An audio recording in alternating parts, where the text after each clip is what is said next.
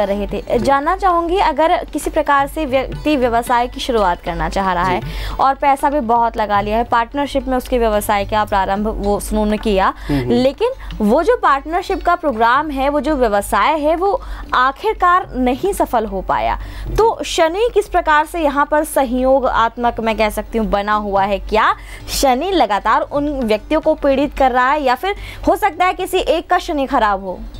नहीं, ऐसा नहीं होता। देखिए, मैं आपको बताता हूँ। बेसिकली शनि कर्म फलदाता शनि होता है, ठीक है। कर्मों का फल देने वाला ग्रह होता है शनि, ठीक है। अब मान लीजिए कोई व्यक्ति पार्टनरशिप में बिजनेस स्टार्ट कर रहा है, हो सकता है उनके कर्म इस तरीके के हो रहे हो।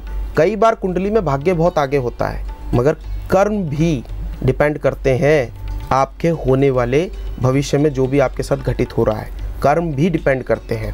मैं इस पे आपको एक बड़ी छोटी सी रोचक सी कहानी बताता हूँ।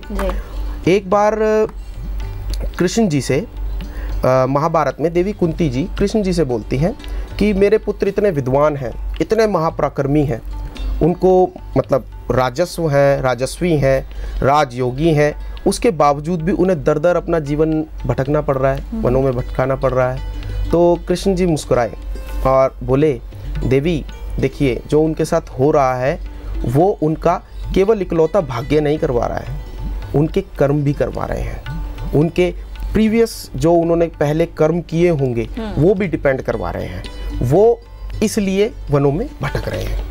तो कृष्ण जी ने इस तरीके से उन्हें समझाया। तो यही बात यहाँ पे लागू करती है कि हमेशा आप ये नहीं कह सकते कि भाग्य ही आपका खराब है या भाग्य ही सब कुछ है।